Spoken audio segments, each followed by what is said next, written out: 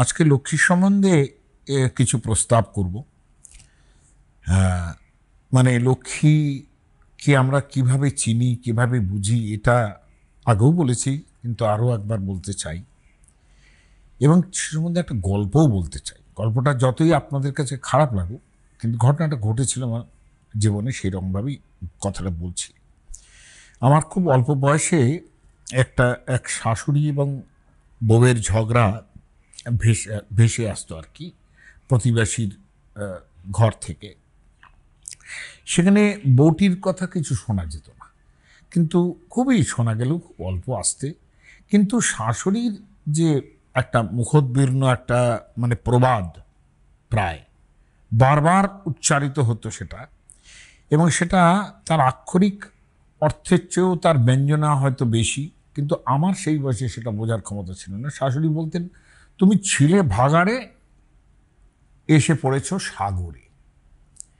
এখন এই এবং তার সঙ্গে তোমার কিসের এত মেজাজ, সে কোনোদিন মেজাজই করেনি, অথচ তোমার কিসের এত মেজাজ, তোমার কিসের এত দেমাক, এইসব দেমাক কিংবা ইত্যাদি তার মধ্যে কিন্তু দেখা যেত না, কিন্তু তার উপরে এটা আরোপিত হতো। এবং ওই একটা কথা, তুমি ছিলে ভাগাড়ে, এসেছো সাগরে। বউটু মানে একেবারেই নরম মনের মানুষ, তিনি কোনো কথাবার্তার যে উত্তর দিতেন তাও না, ওগুলো শুনে যেতেন আর কি।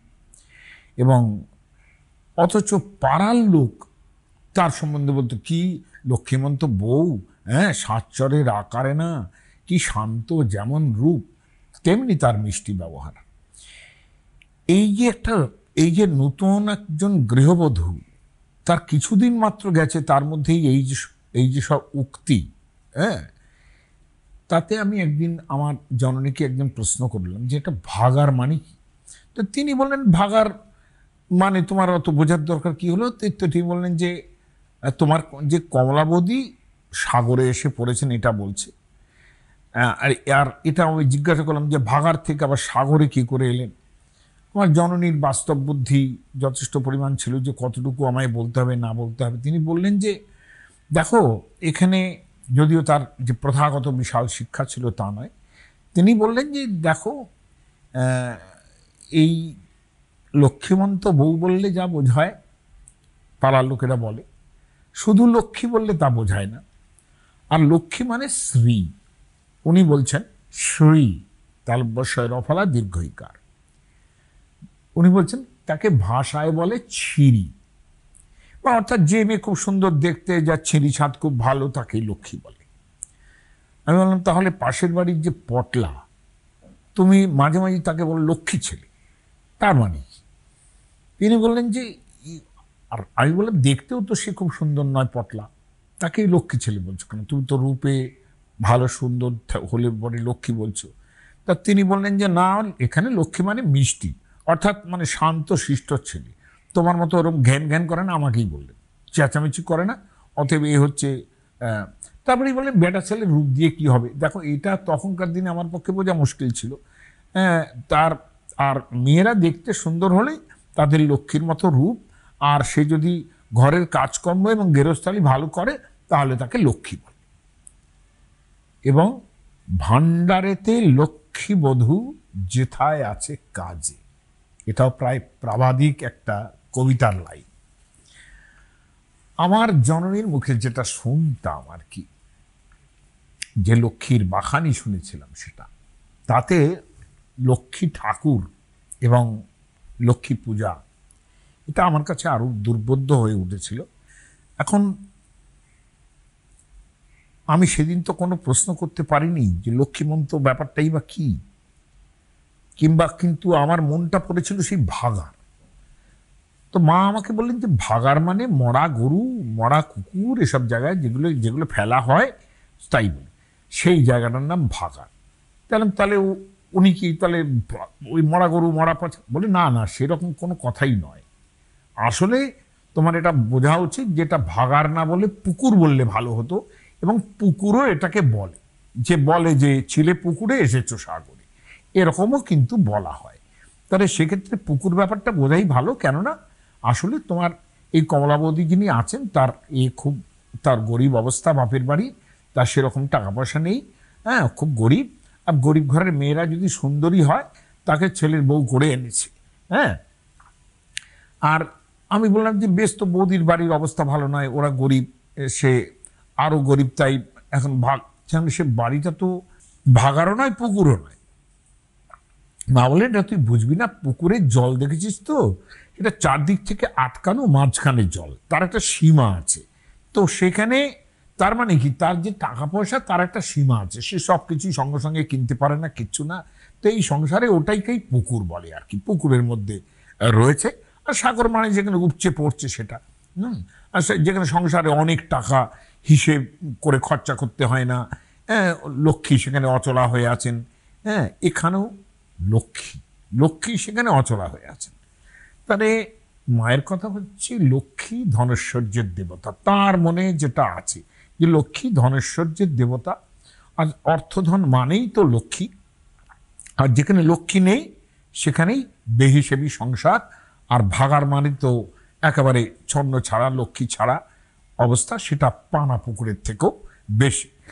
তো এইরকম একটা জায়গা মানে তৈরি হলো যে একই সঙ্গে এটাও মানে এটা ভাবতে হবে যে ভাগার থেকে যখন পুকুরে যে জায়গাটার একটা এরকম প্রবাদও যেখানে আছে লক্ষণীয়, সেই পুকুরেই কিন্তু পদ্ম ফুল ফোটে। এবং লক্ষ্মী এই অ্যাবান্ডান্সের এরকম ফুল্লারবিন্দ, অর্থাৎ পদ্মের মতো বলি, তার একটা নাম কিন্তু পদ্মা।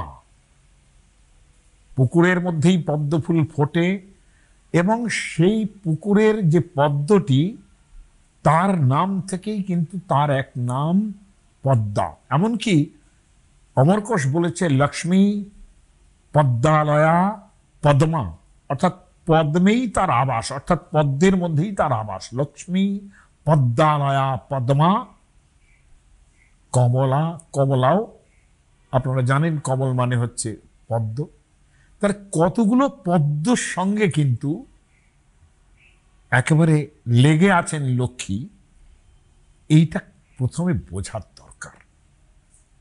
তার মানে পুকুরের মধ্যেই কিন্তু পদ্মের একটা ব্যাপার থাকলো, এবং সেখানে কিন্তু মোস্ট ইম্পর্ট্যান্ট হয়ে গেল এই জিনিসটা যে পদ্মের সঙ্গে লক্ষ্মীর একটা সম্পর্ক আছে। এটা আমি আমার আগেও কতবার বলেছি। একটা লক্ষণীয় ব্যাপারটা হচ্ছে যে একটা পানা পুকুরের শ্যাওলার মধ্যেও পদ্ম ফুল ফোটে। এ ব্যাপারে বিখ্যাত উক্তি করেছেন কালিদাস।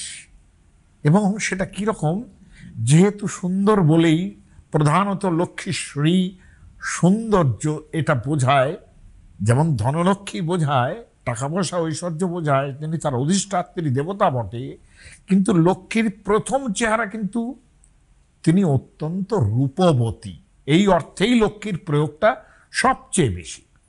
কাজে সেই জায়গায় দাঁড়িয়ে পুকুরেই পদ্মফুল ফোটে, এটা বুঝতে গেলে এটা বুঝতে হবে যে কালিদাসের অভিজ্ঞান শকুন্তলম সেই কবে সেই নাটক লেখা হয়েছে, সেখানে মহারাজ দুষ্যন্ত রাজবেশে মানে সমস্ত তার তরবারি, শানিত তরবারি ইত্যাদি রেখে দিয়ে কর্ণমণির আশ্রমে প্রবেশ করছেন, এবং একটা গাছের আড়াল থেকে তিনি শকুন্তলাকে দেখতে পেলেন তার প্রিয় সখীদের সঙ্গে। সেখানে শকুন্তলার সম্বন্ধে তিনি যে উক্তি করছেন সেটা দেখার মতো একটা জিনিস। বলছেন সরসিজম অনুবিদ্ধম, সরসিজম, সরসি, সরহ মানে পুকুর, সরোবর, সরোবরে সরসি জাত, যার জন্ম হয়েছে সেটা সরসিজম। সরসিজম অনুবিদ্ধম শৈবালে নাপি রম্যম। বলছে শ্যাওলার মধ্যে যে পদ্মফুল ফুটে থাকে, শকুন্তলাকে দেখে বলছেন, কিন্তু সেটা শ্যাওলা তার চারপাশে থাকলেও সেই পদ্মফুল রম্য সুন্দর। মলিনামাপি হিমাংশর লক্ষ্মী তনৌতি, লক্ষ্মী কথাটা দেখুন, মলিনামাপি হিমাংশু, হিমাংশু হচ্ছে চাঁদ, তার মধ্যে কলঙ্ক আছে, তার মানে কলঙ্কের দ্বারা মলিন হলেও, ওখানে দেখুন শ্যাওলার দ্বারা মলিন হলেও পদ্ম, এখানে কলঙ্কের দ্বারা মলিন হলেও সেই চাঁদ কিন্তু লক্ষ্মী তনৌতি। লক্ষ্ম মানে হচ্ছে চিহ্ন। এই যে চিহ্ন, এই যে কলঙ্ক চিহ্ন, মলিনম লক্ষ্ম, এই যে মলিন কলঙ্ক চিহ্ন চাঁদের মধ্যে, এটা তার আরো সৌন্দর্য বাড়িয়ে দেয়। তন বিস্তারে, তন ধাতু মানে বিস্তার করা, লক্ষ্মীং তনৌতি, তার সৌন্দর্য আরো বাড়িয়ে দেয়। এরপরে প্রকৃত কথা বলছেন দুষ্যন্ত, ইয়াম অধিক মনজনা বলকলে না পিতন্মী। তিনি সারা জীবন সমস্ত রাজবেশিনী মহিলাদের দেখে এসছেন। এই তন্মী রমণী বলকলে নাপি, অর্থাৎ ইয়ম অধিক মনোজনা বলকলে নাপি তন্মী, ইনি অনেক বেশি সুন্দর লাগছে ইনি বলকল পরিহিত থাকা সত্ত্বেও। এটার অলঙ্কার হচ্ছে অপ্রস্তুত প্রশংসা। আপনি খেয়াল করে দেখুন, ওখানে শ্যাওলা ঘেরা রয়েছে, তাতে পদ্ম ফুল। এখানে চাঁদের কলঙ্ক হয়েছে, মলিন থাকা সত্ত্বেও তার লক্ষ্মী সৌন্দর্য বাড়াচ্ছে। এখানে বলকল পরে আছেন, তিনটের চেহারাটা কিন্তু একই রকম, অর্থাৎ একটা করে কলঙ্কের জায়গার, একটা করে নরম জায়গা, একটা করে মলিন জায়গা রয়েছে। তাহলে এই তিনটে ধরে ইয়ম অধিক মরচনা বলকলে না পিতন্নি কিমিমহি মধুরানাং মর্ণনাং নাকৃতিনা। দেখতে যদি সুন্দর হয়, তাহলে মধুর রূপ যদি তার হয়, তাহলে সে যা বেশবাসী থাকুক তাকে সুন্দর দেখায়। এটা দুষ্যন্ত অর্থাৎ কালিদাসের বক্তব্য। আমার বক্তব্য কিন্তু এটা নয়। আমার বক্তব্য হচ্ছে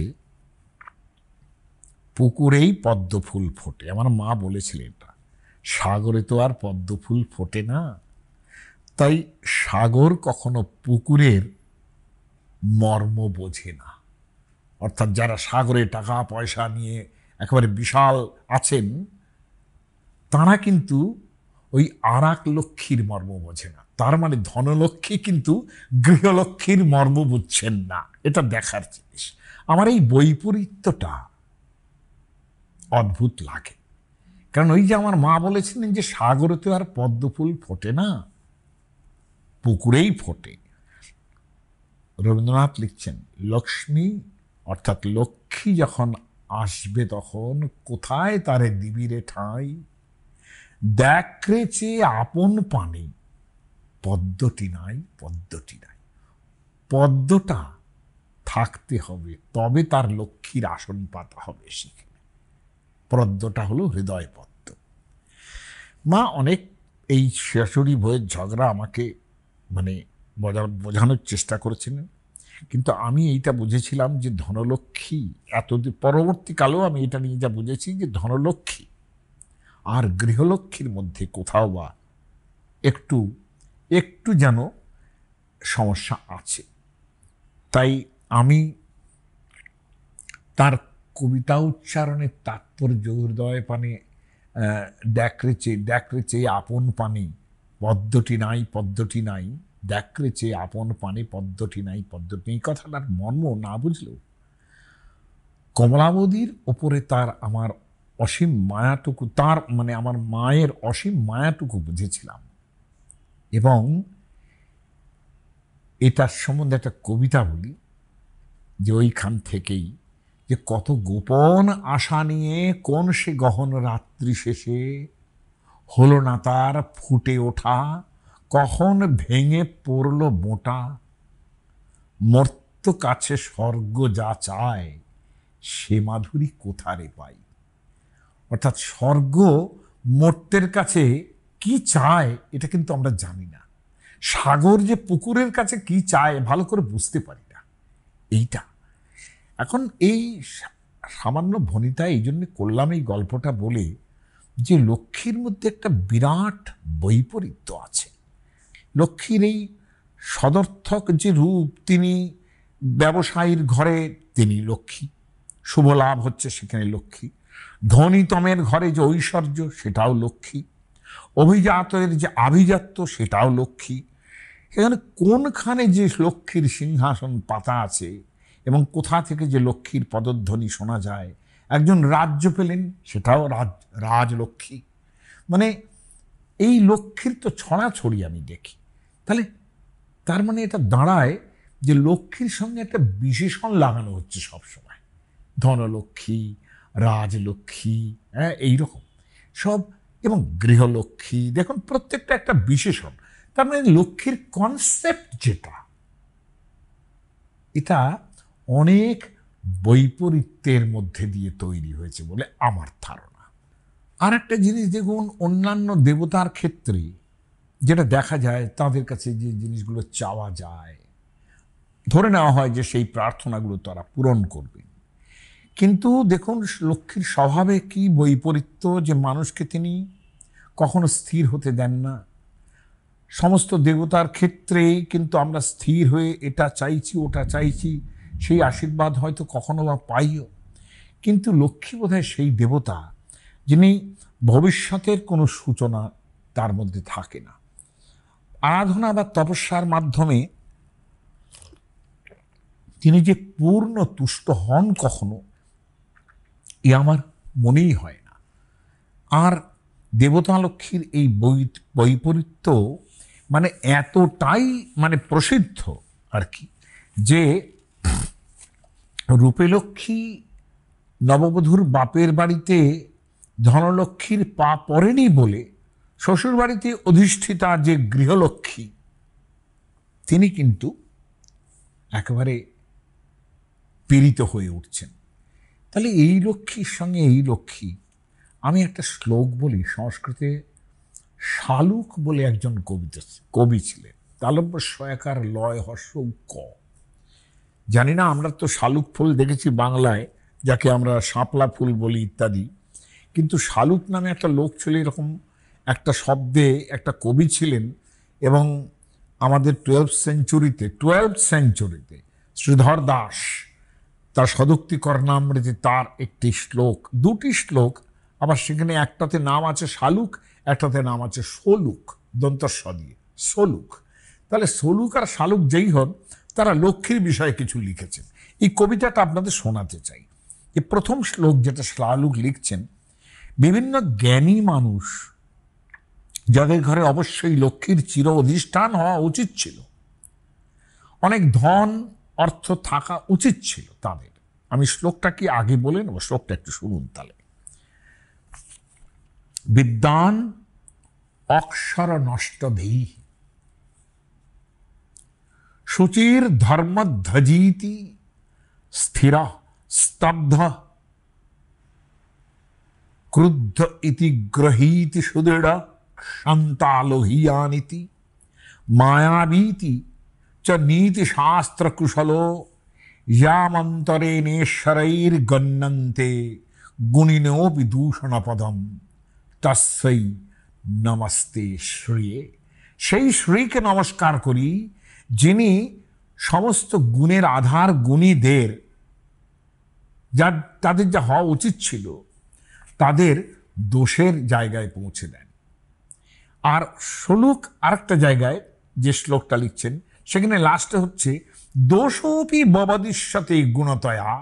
এমন অনেক অনেক জায়গা আছে যেখানে যেটা দোষ হওয়া উচিত সেটাকেই লক্ষ্মী গুণ বলে মনে করে, তাই না? ধরুন রাজারা প্রজাদের প্রচুর অপমান করছেন, অমুক করছেন, তমুক করছেন, তবু রাজলক্ষ্মী। তো এই যে বৈপরীত্য, আমি এইটা শালুক এবং আমি বাংলাটা বলছি এবার, যে যাদের ঘরে টাকা পয়সা অনেক থাকা উচিত ছিল, গুণী মানুষ, তাদের লক্ষ্মী পরিহার করেন। শালুক লিখছেন, নমস্কার মহাদেবী সেই লক্ষ্মীকে যিনি সেই সব জ্ঞানী গুণী মানুষের মধ্যে দোষ আবিষ্কার করে দূরে ঠেলে দিয়েছেন তাদের।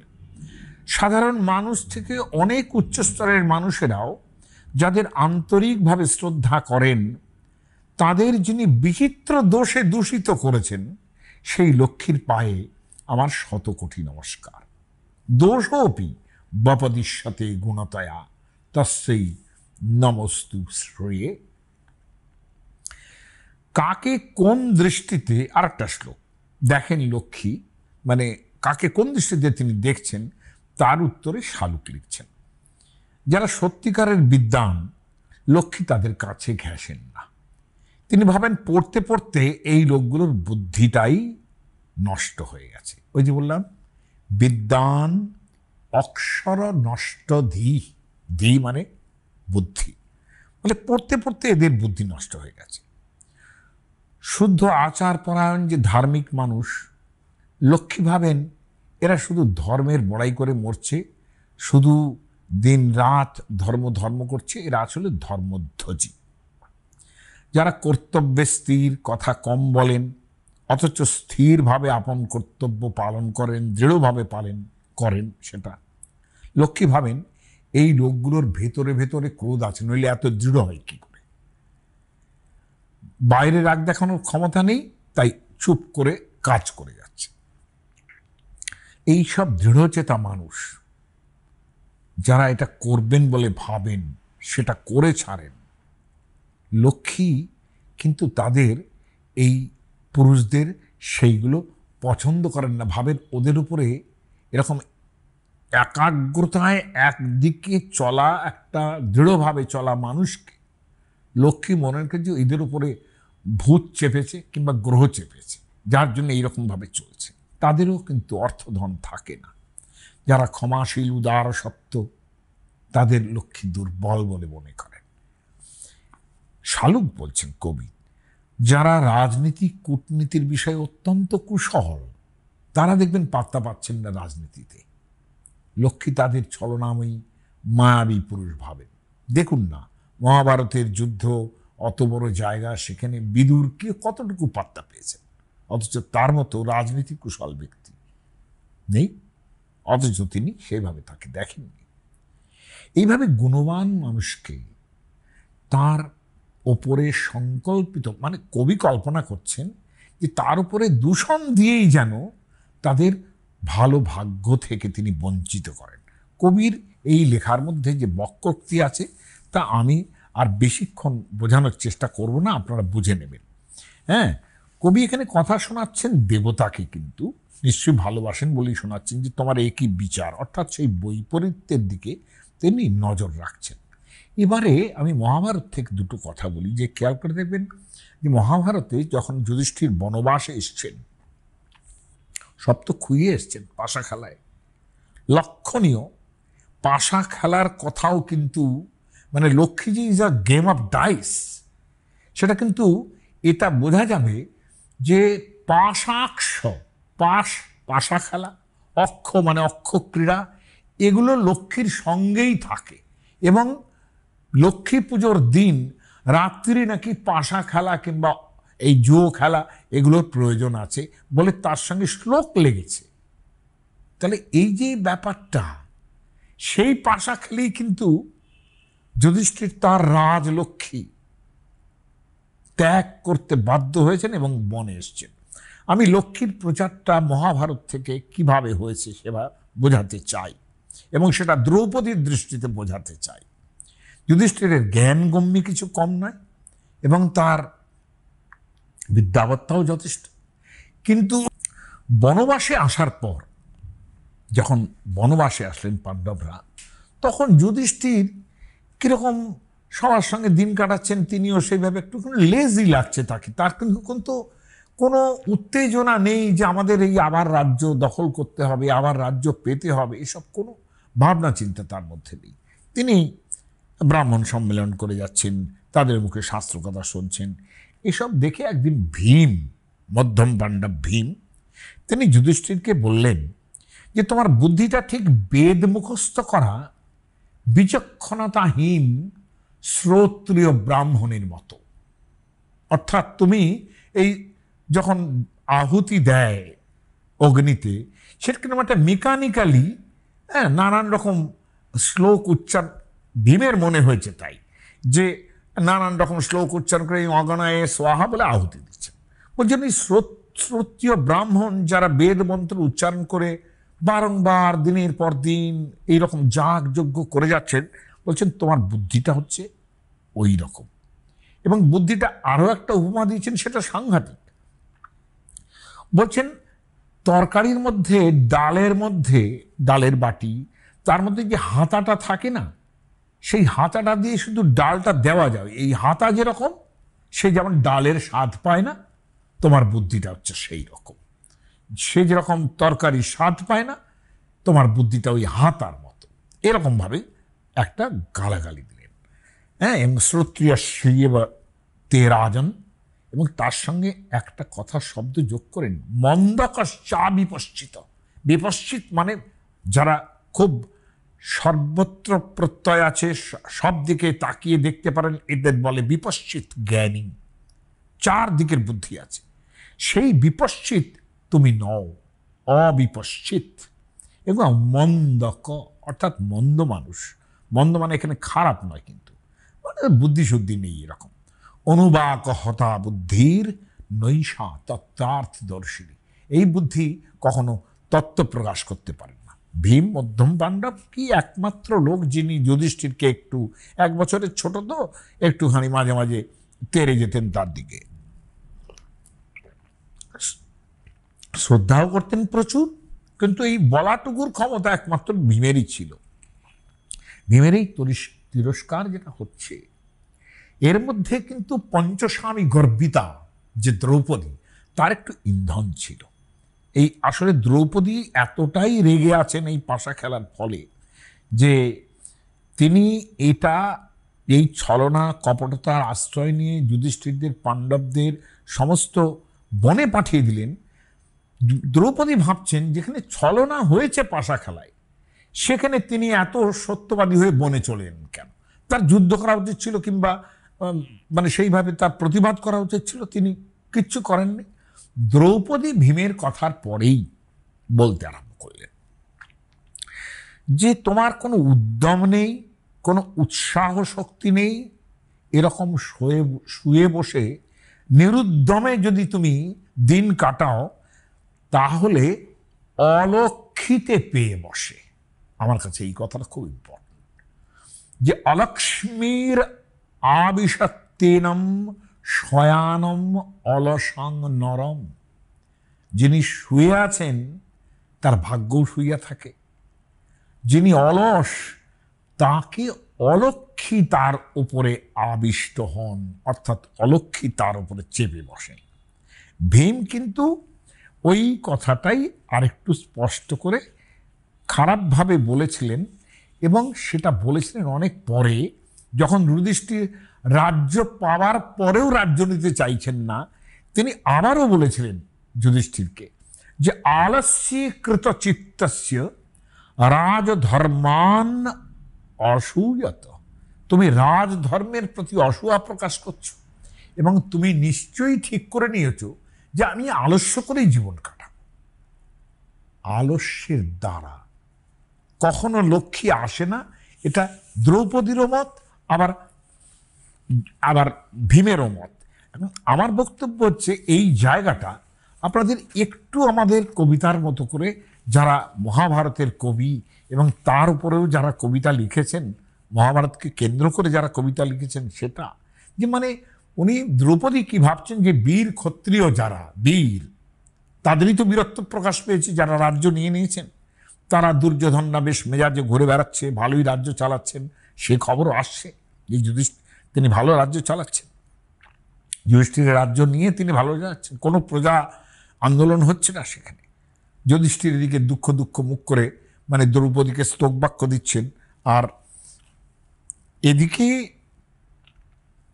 দ্রৌপদী কিন্তু সেই সান্ত্বনাটা ভোগ করছেন না। তিনি ভাবছেন যে যুধিষ্ঠির নির্বিকার, অনুৎসাহী, এবং সমস্ত ব্রাহ্মণদের সঙ্গে বসে বসে তার শাস্ত্র চর্চা চলছে, এটা তিনি ক্ষমা করতে পারলেন না, কোনোদিনও পারেননি অবশ্য। তো বনবাসে কিছুদিন থাকার পরেই দ্রৌপদী ওই ভীমের কথার পরেই একেবারে নেহাত ফেটে পড়লেন। এটা ঠিক গার্হস্থ্য কলহের মতো নয়, কেননা স্বয়ং ব্যাস তার কথা, দ্রৌপদীর কথা বলার সময় তিনি এই যে উচ্চারণ করছেন, ব্যাস দ্রৌপদীর সম্বন্ধে যে কথাটা উচ্চারণ করছেন, বলছেন প্রিয়াচ। ওই জন্যই আমি বললাম যে পঞ্চস্বামী গর্বিতা দ্রৌপদী। প্রিয়াচ, দর্শনীয়াচ, পণ্ডিতাচ। পণ্ডিতা, সেই কালের দিনে ভাবুন, দ্রৌপদীকে বলছেন পণ্ডিতাচ, পতিব্রতা। কোথাও কোথাও এই পাঠ আছে, প্রিয়াচ, দর্শনীয়াচ, পণ্ডিতা চ মনস্বিনী, অর্থাৎ পণ্ডিতা এবং মনস্বিনী যে দ্রৌপদী, তিনি কথা বলছেন। এবং তার পেছনে নিশ্চয়ই এরমভাবে যার বিশেষণ দিচ্ছেন, তিনি যে কথা বলছেন তার পেছনে নিশ্চয়ই ব্যাসেরও সমর্থন আছে, অর্থাৎ মহাভারতের কবির সমর্থন রয়েছে। হ্যাঁ, দ্রৌপদী বললেন, তোমাকে, এমনকি যা শ্লোক আছে আমি তার বাংলা বলছি, তোমাকে, এমনকি আমাকে যে তোমার সঙ্গে গাছের ছালের কোপনি পরিয়ে, মানে কৌপিন, বনে পার করেছে দুর্যোধন, তাতে তার মনে অনুতাপ তো হয়নি, বরঞ্চ সে রয়েছে আনন্দে। মোদাতে পাপ পুরুষ। তাছাড়া তোমার অবস্থা দেখে আমার করুণা হয়। এখন দ্রৌপদী যে কথাটা বলছেন এখানে, মহাভারতের যে শব্দগুলো আছে সেটা খুব ক্রুড, সেটা অলঙ্কারহীন। এই কথাটা আমাদের ভারবী একজন মহাকবি, তিনি কালিদাসের উত্তরকালে জন্মেছিলেন বটে, কিন্তু মহাকবি তিনিও। তিনি কিরাতার্জুনীয়ং বলে একটা কাব্য লিখেছেন। সেখানে দেখা যাচ্ছে যে একজন যুধিষ্ঠির দূত পাঠিয়েছিলেন যে দুর্যোধন কেমন রাজ্য চালাচ্ছে। সে এসে বলছে, মহারাজ দুর্যোধন দারুণ রাজ্য চালাচ্ছে, সকলে খুব খুশি আছে। সেই কথাটা দ্রৌপদীরও কানে গেল, এবং দ্রৌপদী তখন তার রিয়াক্ট করছেন ওই ভারবীর ভাষায়, যে তোমার অবস্থা দেখে আমার করুণা হচ্ছে মহারাজ। সময় ছিল যখন বন্দিরা বিচিত্র রাগিনীতে বন্দনা গান গেয়ে তোমার ঘুম ভাঙাতো। এখনো গানে গানেই তোমার ঘুম ভাঙে মহারাজ, তবে সেটা বন্য শেয়ালের অমঙ্গল গানে। হ্যাঁ, অশুভই অশিবই শিবারুতই, শিবা মানে কিন্তু শেয়াল, অশিবই যা অমঙ্গল, সেই শিবারুতই, রুত মানে শব্দ, শেয়ালের ডাকে তোমার ঘুম ভাঙে।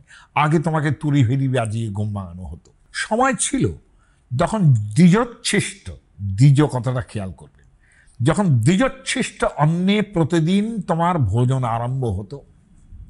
এখনো তুমি তাই করো, তবে এই দ্বিজ ব্রাহ্মণ নয়, এই দ্বিজ দুবার জন্মানো, একবার অণ্ড আর একবার তার থেকে পাখি। দুবার জন্মানো যে পাখি, সেই পাখি তাকেও দ্বিজ বলা হয়। দ্বিজ শব্দটা একটু অপ্রসঙ্গ বলি, এটা আপনাদের জানালে ভালো লাগবে। দ্বিজ শব্দের মানে একটা অদ্ভুত মানে হয়, যেহেতু দ্বিজ মানে হচ্ছে দুবার জন্মায়। যেমন ব্রাহ্মণ তো বোঝাই, দ্বিজ বলতে ব্রাহ্মণ বোঝায়, কারণ একবার তার জন্মায়, তারপর তার উপনয়ন সংস্কার হলে তাকে তার নতুন জন্ম বলে স্থির করা হয়, এই অর্থে তিনি দ্বিজ। আর দ্বিজ কিভাবে? দ্বিজ পাখি, অর্থাৎ একবার অণ্ড, অর্থাৎ একটা ডিম, তার থেকে আবার একটা পাখির জন্ম হচ্ছে। দ্বিজ মানে দাঁত, অর্থাৎ দেখুন দাঁত উঠছে, দাঁত কতগুলো পড়ছে, সেই ছোটবেলায় আবার দাঁত উঠছে। দ্বিজ মানে চাঁদ। দ্বিজ কেন? একবার চাঁদ মানে অমাবস্যার পরে একবার জন্ম নিচ্ছে, আবার ডুবে যাচ্ছে, আবার অমাবস্যার পরে। দ্বিজ মানে চাঁদ। এমনকি এরকম শ্লোক আছে, যে কোথায় শ্লোকটা পুরো মনে নেই, যে দ্বিজাবলী, কৃষ্ণ কথা বলছেন, দ্বিজাবলী ব্যাজনিশা করাং সুভীর সুচিস্মিতাং বাচম অবোচ দচ্যুত। অর্থাৎ দ্বিজ আবলী, এটা এত সুন্দর তার দাঁতের সেটিং, যেন চাঁদের জ্যোৎস্না মাখানো আছে তাতে। এইরকম চকচকে দাঁত নিয়ে, দাঁতের ভাষায় তিনি কথা বলতে আরম্ভ করলেন। অচ্যুত, অবোচদ অচ্যুত। যাই হোক, আমি এই দ্বিজ শব্দের এতগুলো মানে করলাম, কথাটা সেখানে না। কথা হচ্ছে, বলছি যে তুমি আগে দ্বিজোচ্ছিষ্ট অন্নে ব্রাহ্মণরা খেয়ে গেছেন, তারপরে তুমি খেতে, আর এখনো তুমি দ্বিজোচ্ছিষ্ট অন্নই খাও। যে ফল পাখি ঠুকরে দিয়েছে বনের মধ্যে, সেইগুলো পড়ছে, সেই ফলগুলো তুমি প্রসাদ পাচ্ছ আর কি। সময় ছিল যখন প্রণতমস্তক সমস্ত রাজারা, যাদের মুকুটমণিতে তোমার চরণ রক্ত লাল হয়ে উঠত, এখনো তোমার চরণ রক্ত লাল হয়ে ওঠে। কিভাবে? এই বনের মধ্যে ব্রাহ্মণরা যে কুশগুলো, ডগাগুলো তুলে নিয়ে গেছেন, সেই কুশাঙ্কুরে বিদ্ধ হয়ে তোমার পাগুলো এখনো রঞ্জিত হয়, সেটা রক্তে রঞ্জিত হয়। তফাৎ দ্রৌপদীর ভাষাটা কিভাবে তৈরি করেছেন ভারবী। কিন্তু মানে মহাভারতের কবি ক্রুড, তিনি ওই অবশ্যই মহাভারতের উপরে নির্ভর করেই কবি এটা লিখেছেন, কিন্তু ভারবী যতখানি তিনি প্রতিবাদী হয়ে উঠেছেন এখানে, সেখানে একটা কথা খুব ভালো লেগেছে আমার। বলছেন, মহারাজ, এই জগতে তুমি ছাড়া আর কে আছে যে তার মনোরমা কুলবধূকে, কুলবধূর মতো রাজলক্ষ্মীকে অন্যের দ্বারা অপহরণ করায়। পরৈস্তদন্য কৈবাপহারয়েত মনোরমাম আত্মবোধুম। তার মানে দ্রৌপদী কিন্তু রাজলক্ষ্মীর সঙ্গে নিজেকেই তুলনা করছেন। লক্ষ্য করে দেখুন, তিনি বলছেন আমার মতো যে রাজলক্ষ্মী, আমার মতো ভাবা যায় কি রাজলক্ষ্মীর মতো আমি না, আমার মতো যে রাজলক্ষ্মী। দ্রৌপদীর মেজাজটা কি? তিনি বলছেন যে পরৈস্তদন্য, তুমি ছাড়া আর কে আছে এই পৃথিবীতে যে নাকি আত্মবধূ, নিজের কুলস্ত্রীর মতো রাজলক্ষ্মীকে অন্যের দ্বারা অপহরণ করায়।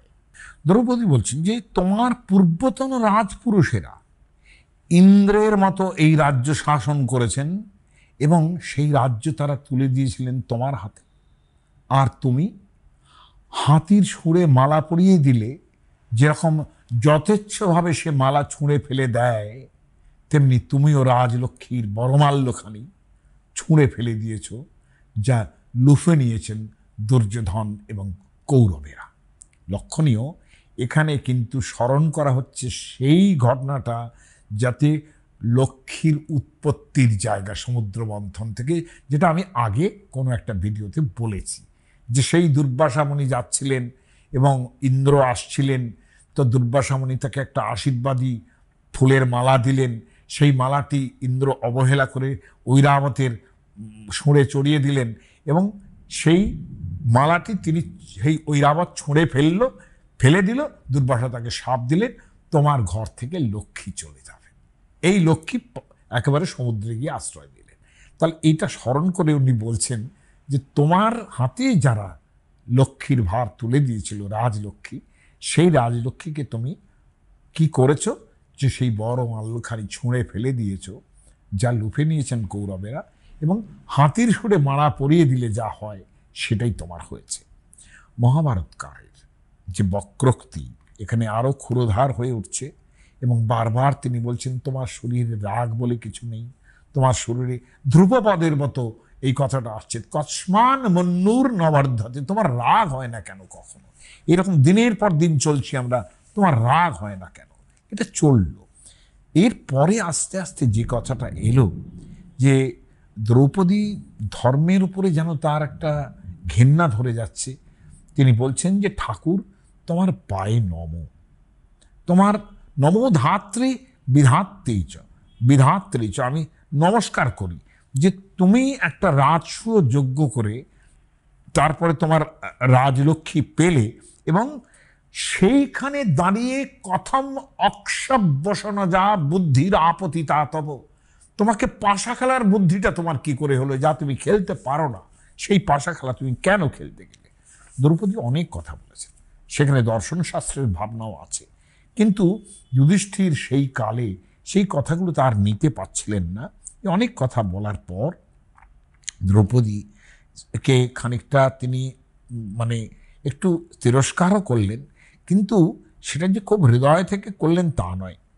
কিন্তু ঘটনা যেটা হলো যে তার তাৎক্ষণিক যে প্রতিক্রিয়া হলো, সেইখানেই দ্রৌপদী কিন্তু সবচেয়ে ইম্পর্টেন্ট কথাটা বললেন, যেটা লক্ষ্মীর সঙ্গে খাটে।